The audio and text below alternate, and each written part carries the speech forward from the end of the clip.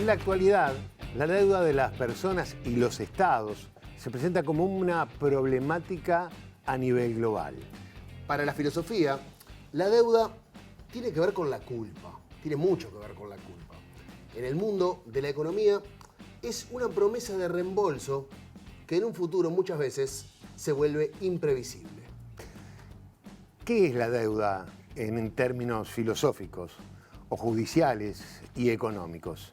¿Cómo recae especialmente sobre las mujeres? Hoy, en la letra chica, el peso de la deuda.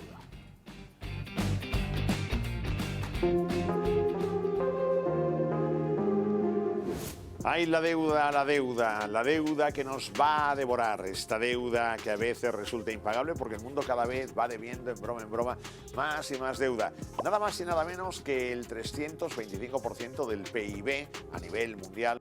Podríamos definir la deuda pública como la cantidad de dinero que un Estado ha pedido prestado y lo devolverá en un plazo determinado con unos intereses. Los Estados pueden pedir dinero por múltiples motivos. Para financiar grandes inversiones, porque necesitan efectivo para hacer frente a pagos cercanos, o para financiar los déficits cuando los ingresos no son suficientes para cubrir los gastos. Varios países del mundo tuvieron en los últimos años sus economías controladas por el FMI. Las recetas son todas parecidas y los resultados son la quiebra y el padecimiento de millones, pero eso sí, con generosas ganancias para un puñado de bancos y especuladores.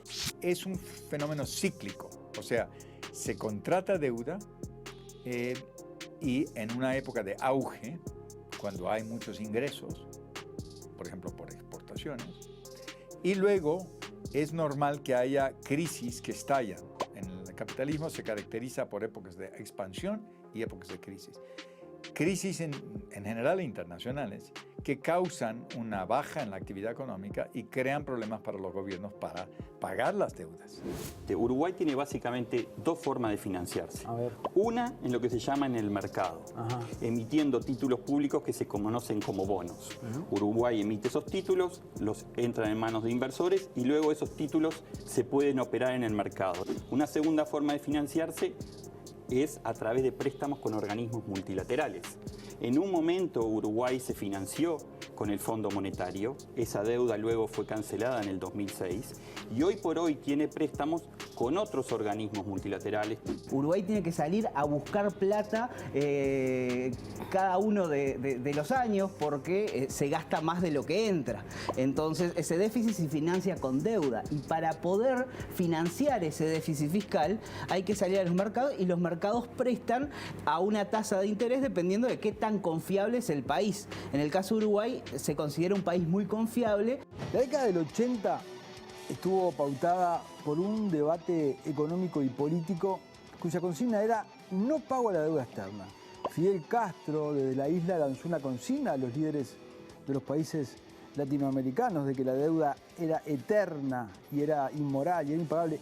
Cuando hablamos de no pago soberano, nos referimos al desconocimiento de la deuda en base a una investigación que demuestre esa gran estafa. ¿Qué significa justamente hoy el dispositivo de la deuda como un nuevo dispositivo que intenta precarizar nuestras existencias, vender nuestro trabajo barato a futuro y obligarnos a un tipo de obediencia que es justamente el que pretende el gobierno de las finanzas sobre nuestras vidas? Nosotras resultamos aún más perjudicadas en épocas de crisis porque pagamos con nuestros cuerpos y nuestro tiempo los agujeros que dejan el Estado y el mercado. La feminización de la pobreza y la desocupación nos golpea con más fuerza que a los varones. Por todos estos motivos, queremos que el camino del endeudamiento se termine.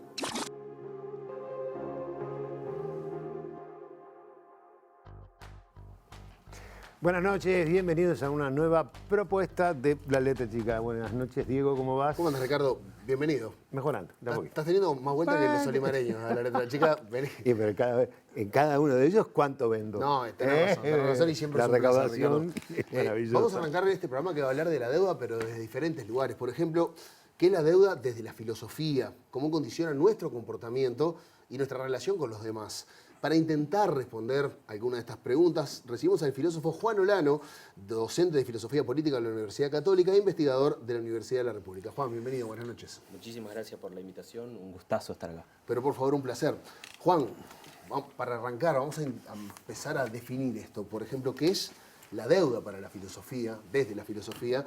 Y si podemos decir que de alguna manera tiene relación con la culpa o con el deber. Bien, ahí capaz que tenemos que hacer como varias distinciones, ¿no? Una primera distinción o una primera disquisición es que la deuda no es un concepto técnico de la filosofía. Los filósofos en general no nos dedicamos a estudiar la deuda, no es un tema central dentro de la filosofía, pero está conectado con muchos otros problemas filosóficos importantes. Y lo segundo es una cuestión metodológica, ¿no? Porque a los filósofos, ustedes ya lo saben, han pasado filósofos por acá, a los filósofos nos interesa un montón los conceptos y definir bien los conceptos. Y la pregunta que nos hacemos es, ¿cómo definir bien un concepto? Capaz puedo decir dos cosas sin, tratando de no aburrirlos, ¿no? Por favor. Una buena definición en general en filosofía tiene que ver con establecer condiciones suficientes y necesarias para que se den instancias de algo. En este caso, la deuda, ¿no? Una muy buena definición de la deuda sería una definición donde todas las instancias de deuda estuvieran dentro de esa definición y ninguna quedara fuera, ¿no? Y con respecto a eso hay en la historia de la filosofía hay un caso muy interesante, que es una anécdota que se cuenta. En un momento, Platón, ¿no? Fue llamado, estaba, me imagino, en un banquete que tenían los griegos, vino, etc. Los griegos eran bastante hedonistas en este sentido, uno se puede imaginar esa escena, y tiró una definición o dio una definición del ser humano, ¿no? Y dijo, el ser humano es un bípedo implume. Bípedo que tiene dos patas, para decirlo de una manera coloquial, y que no tiene plumas, ¿no? Podríamos agregarlo, no tiene pelos o no tiene tanto pelo. No se esmeró mucho Platón. No se esmeró mucho, pero mirá lo que pasa. Diógenes Laercio, que era un filósofo cínico, los cínicos son una escuela de filosofía griega. Cínicos viene la palabra, la raíz de la palabra tiene que ver con perro, y ellos querían vivir como perros, ¿no? Eran discípulos de Sócrates, por lo tanto tenían toda esta cosa de la humildad, en la forma de vivir, ¿no? Una forma de vida media zeta. Entonces agarra este cínico que le importaba muy poquito las maneras y le tira una gallina pelada a Platón. Le dice, acá tenés un ser humano, ¿no? Ahí había un bípedo implume, pero claramente no es un ser humano. Una buena definición de ser humano debería dejar afuera la gallina pelada, de Diógenes de Laercio. Dicho esto, no voy a poder dar una definición de deuda que ustedes pensando, los televidentes, no pueden encontrar una objeción de este tipo. No, como no es un concepto técnico, posiblemente yo dé una definición y ustedes en sus casas estén pensando cómo podemos hacer para encontrar la gallina pelada en la definición de deuda que me gustaría que lo hiciéramos. Es un gran ejercicio de la filosofía. En filosofía pasamos buscando gallinas peladas, ¿no? Cuando alguien da una definición enseguida prestamos atención a ver si podemos encontrar ese contraejemplo, ¿no? En general le asociamos deuda con la cuestión monetaria, ¿no? Pero yo creo que para hacer entrar a la filosofía deberíamos tomar una definición un poquito más amplia, que es aquello que le debemos a alguien, ¿no? Es una definición mínima, ¿no? Pero generalmente puede ser monetariamente, pero también puede ser servicios, ayudas que nos han brindado a nosotros, y nosotros tenemos el deber de devolver eso, ¿no? Ahí contrajimos una deuda, ¿no? Uno puede tener una deuda con sus padres por el cariño que le han brindado, por ejemplo, ¿no? Y quizás esa deuda uno podría intentar traducirla a lo monetario, pero quizás no se pueda traducir a algo monetario. Y sin embargo podemos hablar de deuda en ese caso. Y me quedé pensando en dos cosas. La primera es, siempre le debemos algo a alguien. Sí. Todos debemos algo, sí, ¿no? En eso que vos decías, yo qué sé, porque me ayudó a cruzar la calle. Me dijo, cuidado, está la luz en verde. Hizo algo por mí, de alguna manera generó una deuda. Sí. Ahora, el sentimiento de obligación que yo tengo de pagar esa deuda, ¿por qué existe? Es una buena pregunta.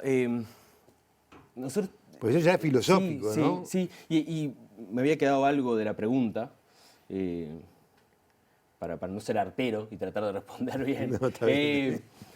Que está relacionado con esto, o sea, esa no poder cumplir con esa obligación, muchas veces lo que trae consigo es la culpa, ¿no? Ahí está. Yo creo que hay que tener cuidado con la asociación entre culpa y deuda, ¿no? Creo que no necesariamente van atadas una a la otra. Se puede sentir culpa sin tener deudas y tener deudas sin sentir culpa. Se pueden dar esas dos cosas.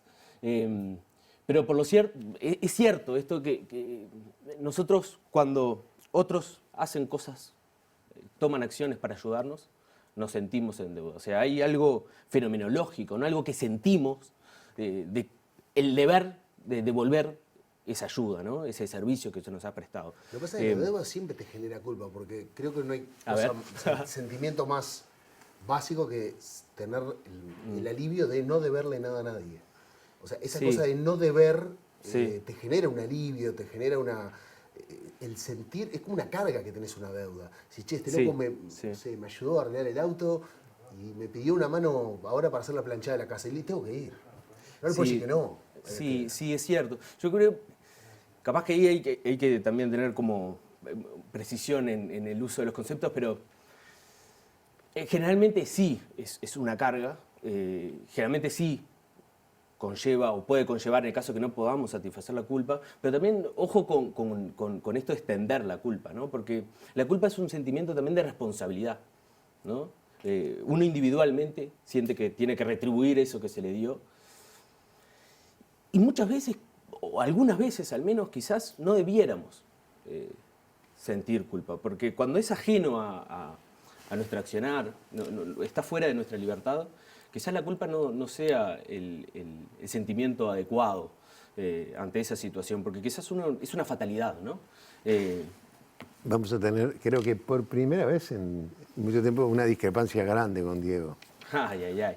¿Para qué volviste, Ricardo? No, porque uno se plantea, bueno, estamos hablando de la deuda, ¿sí?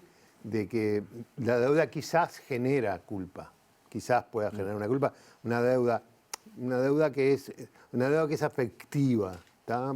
Más que nada, porque bueno, es un problema afectivo, entonces ahí el no devolver ese afecto, de alguna manera uno siente culpa.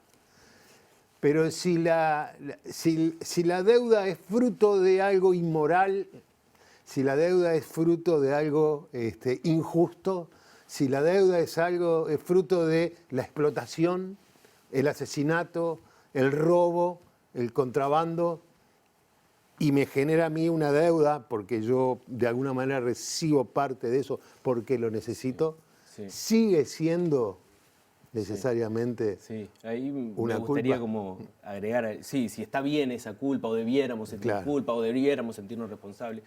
Tenés razón, me van a obligar a... Para eso te trajimos. Me van a obligar a pensar, me están haciendo pensar. Podrían ser un poco más amables con los invitados. No, pero es verdad esto que planteás. Yo diría, se pueden contraer deudas de una manera injusta.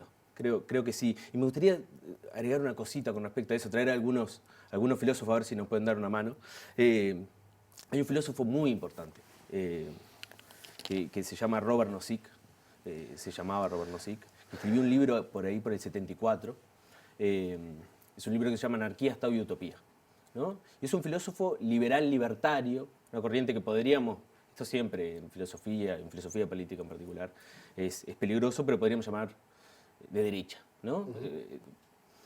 Pero es un tipo muy inteligente y hay que prestarle atención, ¿no?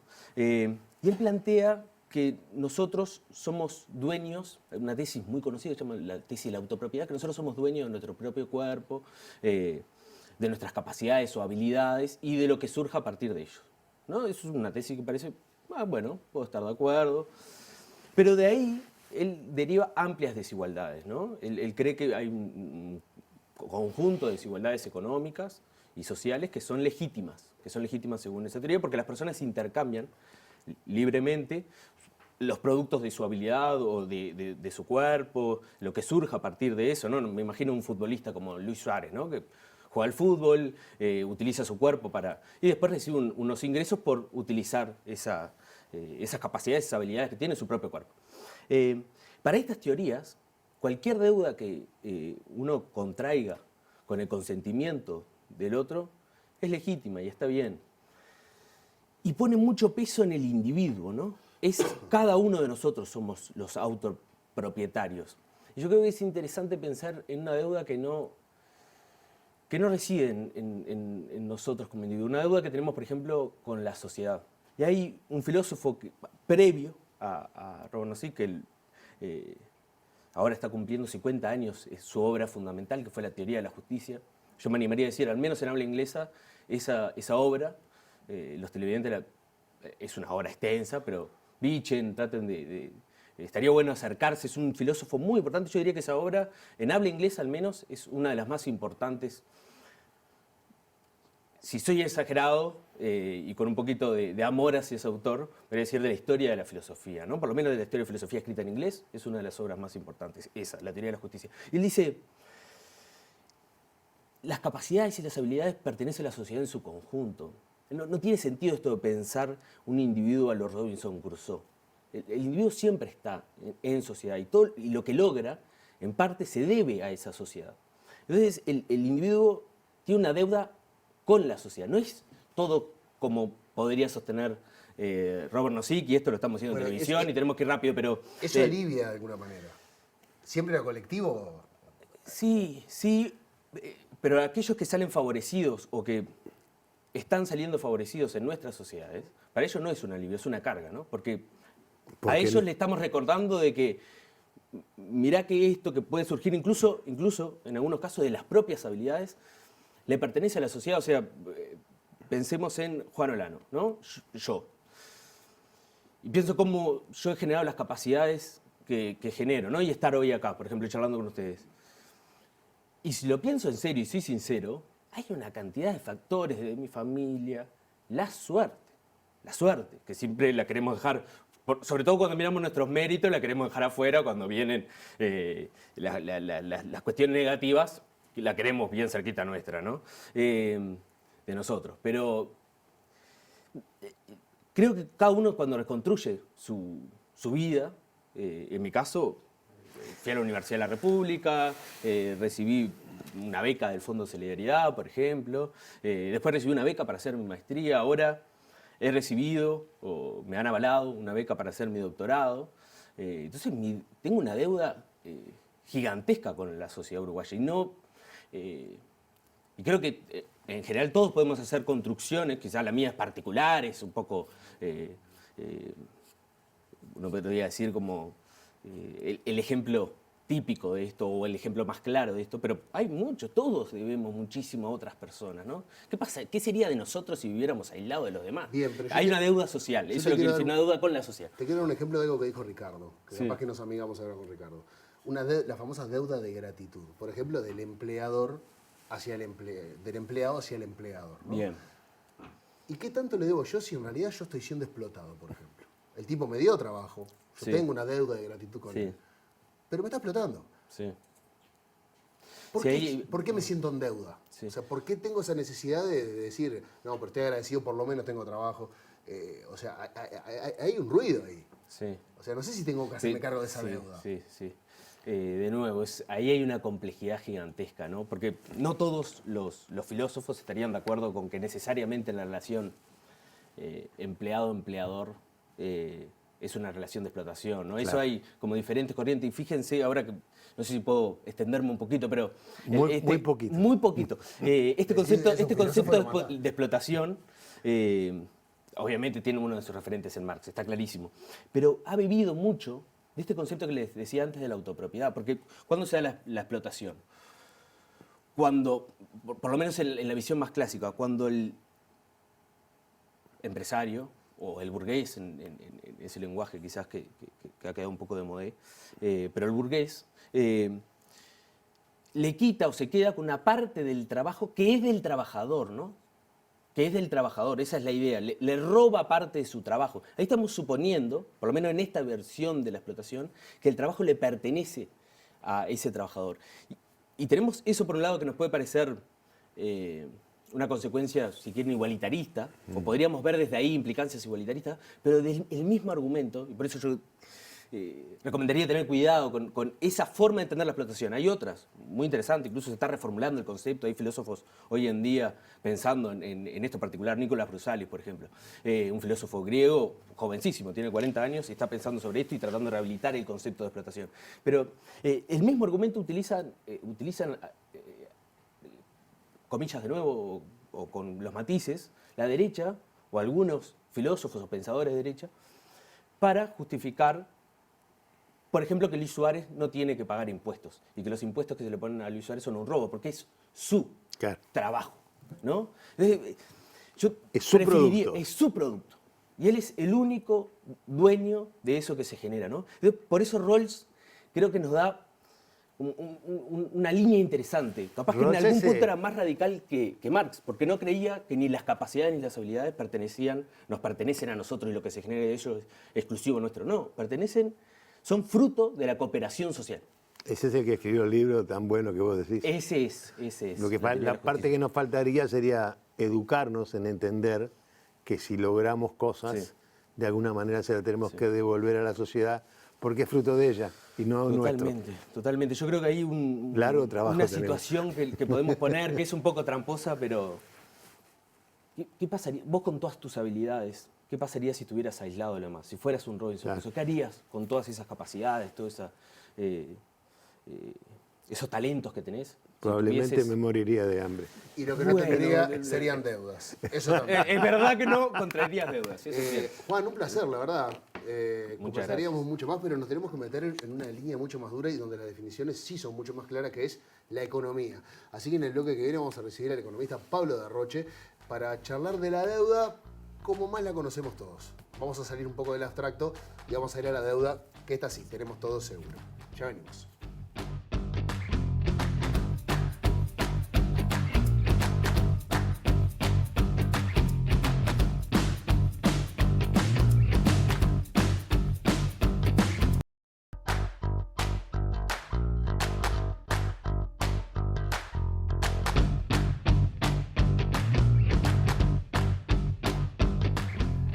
En este segundo bloque de La Letra Chica nos vamos a meter en el concepto de la deuda, pero lo vamos a ver desde la economía. ¿Qué es la deuda y qué rol cumple en la economía? Para charlar sobre esto, vamos a recibir a Pablo Darroche, economista y docente de la Universidad de la República. Pablo, buenas noches. Buenas noches, ¿qué tal? Buenas noches, bienvenido. Pablo, de arranque, ¿qué es la deuda en términos económicos y por qué se endeudan los países? Bueno, en términos económicos es mucho más fácil de explicar, ¿no? Porque básicamente consiste en una obligación. Los países en general contraen una obligación por distintos motivos. Algunos de ellos fueron un poco al principio reseñados, ¿no? En buena medida puede deberse para llevar a cabo una infraestructura que los recursos que el país cuente no pueden llevarse a cabo con los que se encuentran disponibles. O lo que estamos mucho más familiarizados a hablar es cuando los estados, en función al cumplimiento de sus fines y cometidos, y dados los niveles de recaudación o de financiamiento habituales que tienen, no logran cubrir toda su política de gasto. Es decir, todo el gasto público no logra ser cubierto con los ingresos en general provenientes de la recaudación. No le queda otra opción a los países para dar cumplimiento a esos fines, de contraer deuda, ¿sí? Entonces, desde este punto de vista, las razones por las cuales los países pueden contraer deuda pueden entenderse en muchos casos como legítimas, pero en otros casos a veces la situación no está tan clara en función de cómo suelen ser los niveles de endeudamiento. Pero en cualquier caso consiste en una obligación que un país o un gobierno contrae, o con privados o eventualmente con organismos multilaterales de crédito. Tú decías recién algo vinculado a lo legítimo. Eso legítimo tendría que relacionarse con cuando el dinero que se pide no es para hacer algo, sino es para llenar el bolsillo que se gastó de más, para llamarlo de alguna manera. Sí, existen varios motivos para considerar que de repente los niveles de endeudamiento no resultan legítimos y no necesariamente tiene que ver con eso. eventualmente puede ser por un elemento que se había dicho al principio, bajo qué condiciones muchas veces los países o los gobiernos contraen deuda. Y a mí me gusta también referirme que muchas veces la deuda resulta de una especie de contrato o de acuerdo, entre comillas, entre los países y el acreedor. Y muchas veces la característica de ese acuerdo o de ese convenio eventual es una síntesis de la correlación de fuerza. De alguna manera tiene que ver con el poder que una de las partes puede ejercer por el otro. Y en esa situación, y dado la oportunidad, a veces los gobiernos y los países contraen deuda en forma casi bajo coacción, obligada, forzosa, y eso implica de que no haya sido de la mejor manera. Quizá la expresión ilegítima corresponde a una auditoría para dar cuenta si efectivamente fue tal cual como tú lo decías, pero puede también verse de alguna manera que no es legítimo, o por lo menos no es de la mejor manera, a veces contraer deuda bajo condicionamiento forzoso de una de las partes, que una de las partes puede llegar a imponer. Hay como una, no sé si es quizás como una idea en general de que está mal endeudarse, que no hay que pedir dinero. ¿Eso está bien? ¿Es así? No, no creo.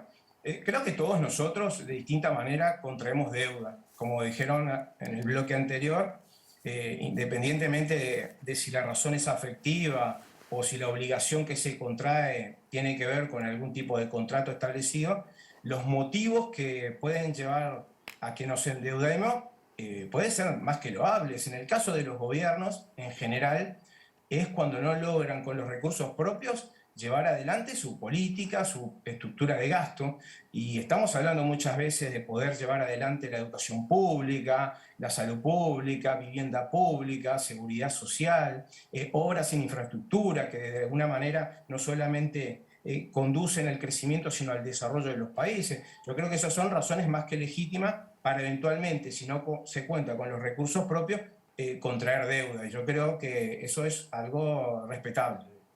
Ahora, Pablo, vos sabés que estás hablando de países y no sé por qué mi cerebro lo pasa a personas y es bastante parecido. Algo que caracteriza el mundo es la desigualdad y como nos pasa con las personas, a todos no nos cuesta igual endeudarnos. Hay personas y países que le debe salir más caro endeudarse. ¿Esto es así? Es correcto. A ver, lo primero que me gustaría decir entre paréntesis es que es perfecto el paralelismo que podemos hacer en términos económicos a nivel nacional con la vida personal. Los criterios o las premisas son similares. Ahora, efectivamente no es lo mismo la situación de los distintos países. Ni el costo a la hora de contraer una deuda es el mismo, ni tampoco el costo para pagarla resulta el mismo. Porque esto también tiene que ver con que yo no cuento con los recursos disponibles para llevar adelante mi objetivo. Y por lo tanto, necesariamente, si lo quiero cumplir, tengo que endeudarme. Y eso es una situación de oportunidad que muchas veces el acreedor aprovecha. Yo no tengo dinero en el presente, alguien sí lo tiene, y al tenerlo le da una ventaja y por lo tanto llega a condicionarme. Entonces, para asegurarse que yo le voy a pagar, porque de eso se trata también, y hay una simetría de información ahí, muchas veces la deuda lleva aparejado tasas de interés, ¿no? Esa prima de riesgo por no pagar. Y por lo tanto, en función a los montos que están solicitados, la credibilidad de quien pide prestado, ¿no? Porque uno también duda a ver si le puedo prestar o no le puedo prestar, las tasas de interés van a reflejar ese riesgo. Entonces, ya por ese lado tenemos una dificultad, un costo distinto, porque no todos los países tienen la misma reputación o credibilidad. Eso es lo que hacen las calificadoras de riesgo, con eso que da en llamarse el riesgo país. A menor riesgo país es menos el riesgo de que yo no pague y por lo tanto accedo a mejores niveles de crédito. Pero también decía que puede ser costoso para el país después pagar independientemente cuál haya sido su nivel de endeudamiento, porque en general las deudas pueden estar en su mayoría nominadas en una moneda extranjera y por lo tanto se requiere crecer con más moneda doméstica nacional para poder pagar. Bueno, eso es lo que le pasó a la mayoría de los países latinoamericanos en la década de los 80, con la crisis del petróleo, donde se triplicaron obviamente los niveles de deuda y por eso se considera una década perdida. Te voy a hacer dos preguntas. Una es, ¿cuándo se puede decir que la deuda se vuelve un riesgo? Y la otra es una que siempre me da vuelta en la cabeza. ¿Alguien paga la deuda? Bien, sí. Bueno, hay de todo. A ver, lo principal que tiene que ver con el tema del riesgo que lleva implícito los niveles de endeudamiento. El problema no es el nivel de deuda que pueda tener un país, sino qué tan sostenible es ese endeudamiento. Y eso significa la capacidad que puedan tener los países de pagar ese nivel de endeudamiento. Lo mismo, como decía Diego al principio, puede pasar a una persona. Yo voy a contraer una deuda, un crédito determinado, pero ese crédito, de alguna manera, para que yo lo pueda pagar, para que de alguna manera sea sostenible, tiene que guardar cierta relación con mi nivel de ingreso. Bueno, lo mismo sucede con los países, por eso muchas veces se da a conocer un dato que es el endeudamiento bruto, es decir, el endeudamiento por todo concepto, podríamos decir, pero eso no significa que el país, eso suponga todo a sí mismo un riesgo, porque los países suelen contar con activos, es decir, de alguna manera con unas reservas, con dinero almacenado, atesorado, que en una situación, una contingencia, un riesgo o un aprete de tiempo pueda usar. Y bueno, entonces ahí pasamos a otra denominación que es el nivel de endeudamiento neto. Yo creo que eso es lo que nos ayuda a entender si los niveles de sostenibilidad o el riesgo eventualmente es ahí. Entonces comparamos ese nivel en términos del producto, que es nuestro ingreso. Y ahí sabemos si nuestro ingreso es capaz de sostener el nivel de endeudamiento. De la misma manera que podríamos hacer cualquiera de nosotros con nuestro salario. En función de nuestro salario, pensar, bueno, ¿hasta qué nivel podría endeudarme para no complicarme, para no ser un riesgo? Bueno, funciona exactamente igual. Bueno, como no hay una regla estricta, los países tienen que imponerse alguna clase de regla fiscal, topes de endeudamiento, pero en otras épocas llegamos a tener, Uruguay llegó a tener niveles de endeudamiento superiores a su producto. En la crisis, por ejemplo. Eso significa que un año entero de producción no alcanza para cubrir la deuda. Entonces, la manera un poco de valorar el riesgo es, en buena medida, nuestra capacidad de repago. Eso se mide a través de nuestro endeudamiento neto, es decir, no solamente la deuda en su conjunto, sino restado lo que tenemos atesorado, nuestras reservas, y después además compararlo con nuestro nivel de ingreso, que es el Producto Bruto Interno. Y eso es una manera de ver la sostenibilidad que puede tener la deuda. Pero después lo que muchas veces no se suele decir es que no basta solamente con referirnos al endeudamiento neto que podemos tener, sino con la estructura de la deuda. No es lo mismo que toda esa deuda, por más neta de la que estemos hablando, esté toda nominada en dólares, porque eso nos va a costar más pesos. No es lo mismo que toda la deuda que nosotros tengamos la tengan organismos multilaterales de crédito o sea a través de títulos privados. No es lo mismo que la deuda que tengamos, los vencimientos sean a un año o sean a más de 5 años. Son como muchas dimensiones que hay que analizar en la deuda para ver si es un riesgo, si es sostenible, si la podemos pagar y si además con eso generamos confianza suficiente para que nos sigan prestando. Ahora, Pablo, te voy a dar un ejemplo que lo tocamos en el bloque pasado y tiene que ver con las personas, pero creo que aplica a los países también. ¿Qué pasa cuando, bueno, hablamos de la explotación? Vos decías que, bueno, un país necesitado pide dinero a un organismo internacional, el organismo internacional dice, sí, cómo no, tengo el dinero, pero bueno, las tasas de intereses son realmente inapropiadas. Realmente te estoy explotando, básicamente. El país acepta, porque tiene que mantener su educación pública, su salud pública, tiene que mantener las obras sociales, la infraestructura. Y cuando un país no paga, entra en lo que se llama el default, si no me equivoco, esto de no pagar la deuda. ¿Qué tan habitual es eso? Porque realmente hay países que están pagando deuda que es claramente muy injusta, o claramente es muy desigual, o los términos fueron muy malos para pagar esa deuda. Bueno, podemos ir al final de tu reflexión. En primer lugar es de qué manera uno contrae deuda. Yo creo que eso es lo que termina definiendo un poco la pauta. Argentina es un caso de haber experimentado Por eso, yo específicamente pensé en Argentina, básicamente. Exacto, tal cual. Es efectivamente, generan niveles de endeudamiento, le piden prestado a todo el mundo y después no logran pagar, pero en general es porque terminan recurriendo a niveles de endeudamiento con tasas de interés que después son impagas. Entonces quedan de alguna manera asfixiados, que necesitan permanentemente refuerzos presupuestales, de préstamo, y por lo tanto las condiciones son asfixiantes. Pero esto, lo de Argentina, cuando tiene que declararse que no puede pagar o no quiere, porque también muchas veces es una decisión, podemos hablar también de nuestro caso, o de otras épocas, otras décadas, donde efectivamente cuando estamos en una situación asfixiante y nos veíamos en la necesidad de contraer deuda, y quienes en esa instancia, en esas oportunidades solían hacerlo, eran organismos multilaterales de crédito, se querían asegurar que le ibas a pagar.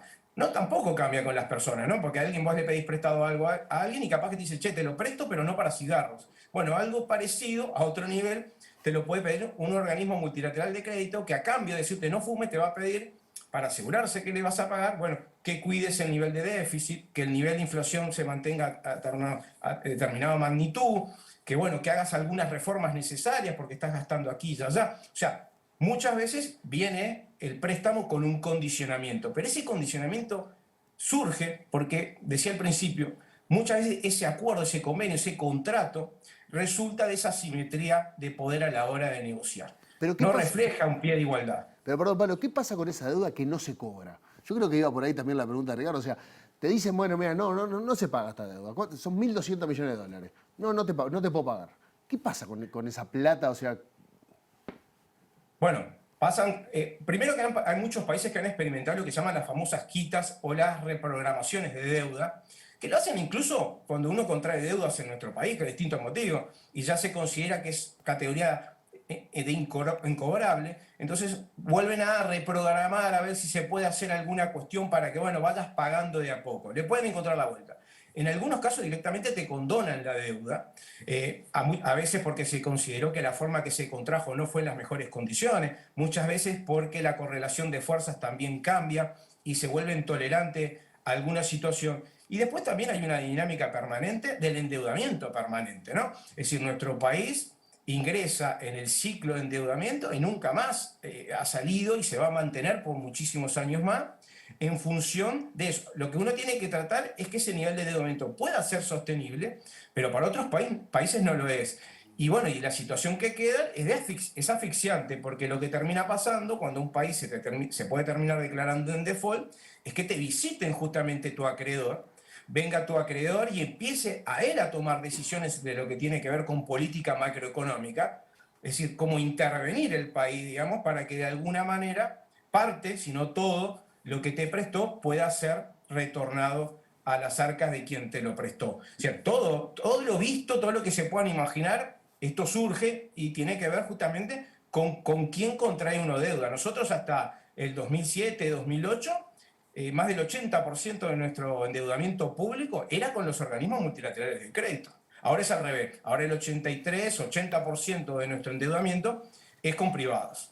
Incluso otra cosa que no mencioné que también es asfixiante, es que muchas veces cuando contraemos deuda, uno cree que lo hace con una tasa de interés fija. O sea, que uno puede tener el horizonte temporal y además el de pago. Y también en esa misma época las tasas de interés solían ser variables, o sea que uno perdía la referencia temporal de cuánto iba a terminar pagando y podía estar pagando en forma eterna, comprometiendo muchísimas generaciones. Bueno, también esa situación durante esos años fue revertida y ahora la mayoría, si no casi toda, esa tasa fija. Entonces, se puede también de alguna manera hacer una gestión de la deuda positiva, para que, bueno, uno genere credibilidad. Y termino acá. Lo que cambia de que seas un buen o mal pagador es que primero te sigan prestando, que te sigan prestando a menores tasas de interés y de alguna manera también a la hora de cuando tú querés emitir títulos para generar mejores niveles de endeudamiento para poder en tiempo real, presente, los recursos disponibles, lo puedas hacer al menor costo posible. Y bueno, y eso se logra teniendo una credibilidad. Ahora, eso también se logra teniendo una política en general que de alguna manera sea coherente y consistente con esto. Pablo, muchísimas gracias por recibirnos esta noche. Un placer, No, por favor, a ustedes, gracias. Bueno, Ricardo, hablamos de países y lo comparamos en este bloque con personas. Yo igual sigo pensando, prestar plata a flor de negocio. Pero viste que no les importa si no cobran, se te meten, es como todo muy raro. Pues debe ser bárbaro, que siga. Primer bloque filosofía, segundo bloque economía y en el último bloque de la letra chica nos vamos a meter con las ciencias sociales, la sociología, por qué nos endeudamos nosotros, las personas. Ya venimos.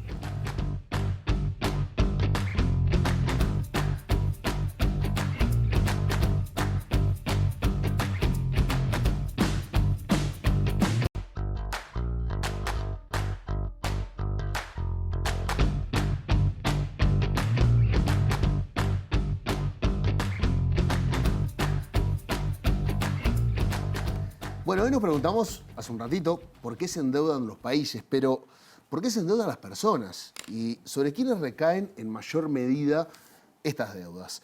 Para conversar sobre algunas de estas cosas vamos a recibir a la doctora en Ciencias Sociales y militante feminista Verónica Gago, docente de la Universidad de Buenos Aires y de la Universidad Nacional de San Martín. Verónica, buenas noches. Hola, buenas noches. Muchas gracias por la invitación. Un placer charlar contigo. Verónica, como dijimos recién, sos docente, también sos investigadora. ¿De dónde nace el interés por estudiar la deuda dentro del campo de las ciencias sociales?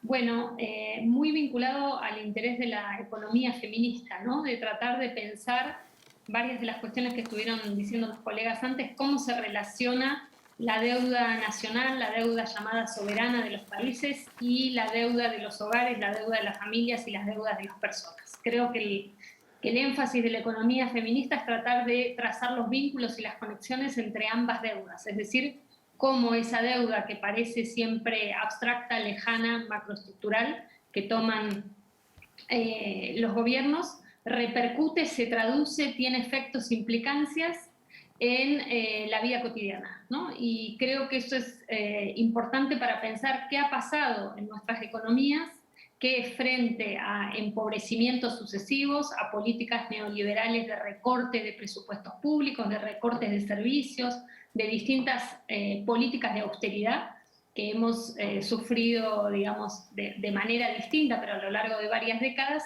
eso va produciendo una situación en la cual tomar deuda para vivir, tomar deuda para financiar el día a día, se convirtió no solo en una opción, en una posibilidad, sino en una obligación.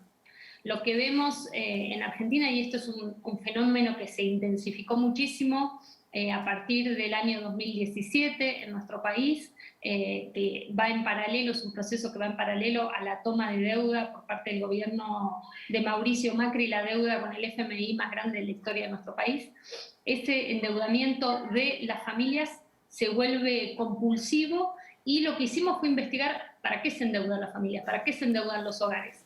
Y el destino de esas deudas es justamente lo más elemental: financiar la compra de la comida, financiar el pago de los servicios de gas, de electricidad, de agua, y financiar más recientemente también los alquileres, ¿no? O las emergencias de salud, especialmente durante la pandemia. Entonces, lo que vemos es una capacidad de la deuda de inmiscuirse y de entrometerse en la vida cotidiana de una manera bastante paradójica, y acá podríamos decir también compleja, porque por un lado resuelve una urgencia, resuelve una necesidad, permite salir del paso, y al mismo tiempo confisca a futuro ese trabajo que vamos a tener que hacer para pagar la deuda, ese trabajo que vamos a tener que hacer cuando los intereses que tomamos a veces ni nos dimos cuenta, ¿no?, de lo que estábamos firmando o del porcentaje en letra chica que estábamos tomando con esa deuda, y que va a hacer que lo que tengamos que devolver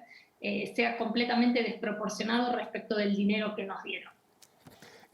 Nosotros te veíamos en el tape de inicio de nuestro programa que tú decías, la deuda nos obliga a la obediencia. ¿Por qué? Bueno, la deuda es un mecanismo de gobierno a nivel de los países y a nivel de las personas y de las economías domésticas, especialmente en las economías del hogar cuando producen situaciones de sobreendeudamiento, ¿no? Porque, bueno, a veces se puede tomar deuda para encarar alguna contingencia, algún hecho excepcional, para afrontar, no sé, un viaje, por ejemplo. Pero la cuestión es qué pasa cuando la situación de deuda es de sobreendeudamiento y, como decía antes, organiza la vida cotidiana, ¿no? Este es un primer problema. Entonces, la deuda justamente va a gobernar el tipo de trabajo que aceptamos para pagar la deuda, va a gobernar también la imposibilidad de autonomía económica, por ejemplo, si quiero salir de una situación de violencia familiar en la que quedo fijada por estar endeudada, pero a nivel de los países también es claramente un mecanismo de gobierno. En América Latina tenemos que muchas de las leyes y de las arquitecturas institucionales financieras tienen que ver con los procesos de dictadura. Los años 80, la deuda externa ha condicionado lo que se llaman los procesos de transición democrática en nuestra región.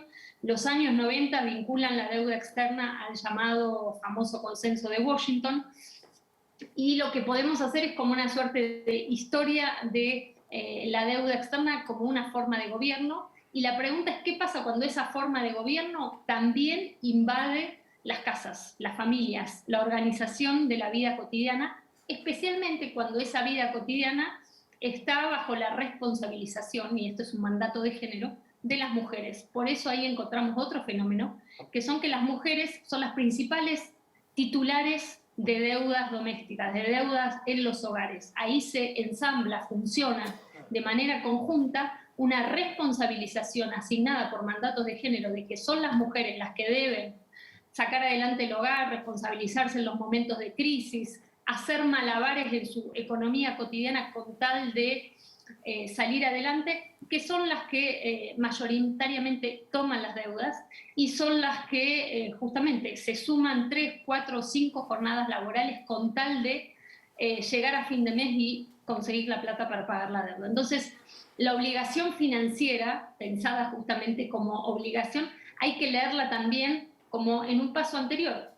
¿Cómo llegamos a que la deuda se convierta en una obligación? En que no nos queda otra opción que tomar deuda y sobreendeudarnos a tasas de interés altísimas para justamente resolver la vida cotidiana. Creo que esto es algo muy importante pensarlo, bueno, en todas las dimensiones que ustedes me planteaban, ¿no? Filosófica, económica y política, y por supuesto en términos de género.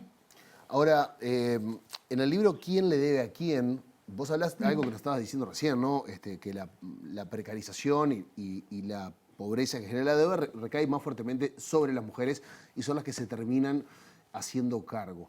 La explicación del por qué también la dabas, pero ponernos algún ejemplo concreto, porque en toda esta crisis, por ejemplo, durante la pandemia, claramente el impacto más negativo cayó sobre las mujeres, sobre todo sobre las mujeres más jóvenes.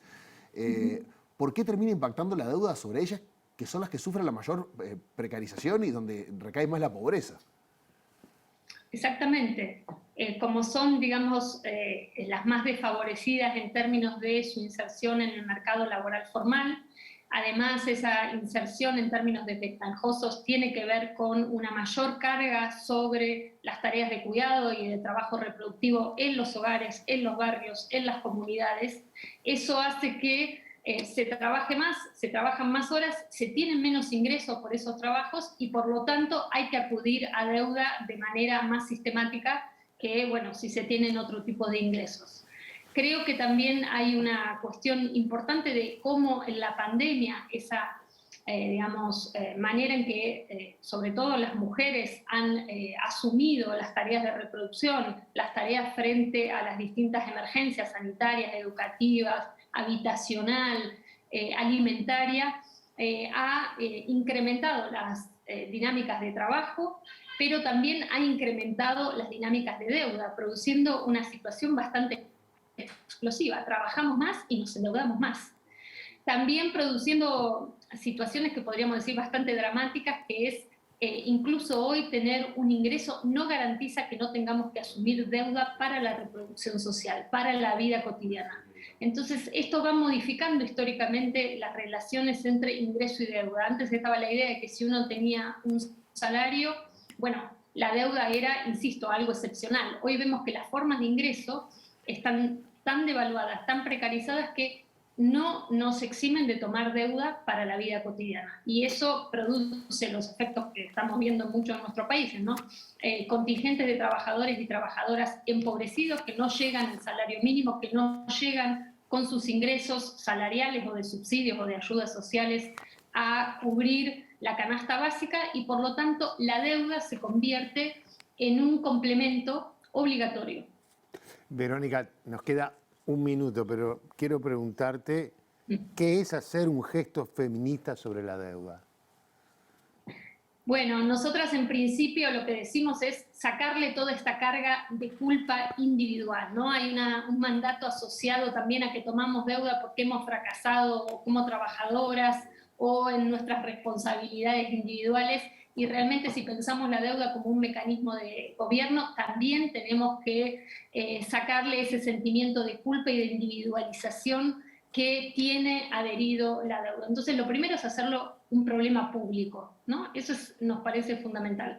Segundo, tratar de pensar cómo llegamos a la situación por la cual tenemos que tomar deuda, ¿no? Hacer una suerte de genealogía de qué es lo que nos ha obligado a caer en esa toma de deuda y especialmente en las situaciones de sobreendeudamiento.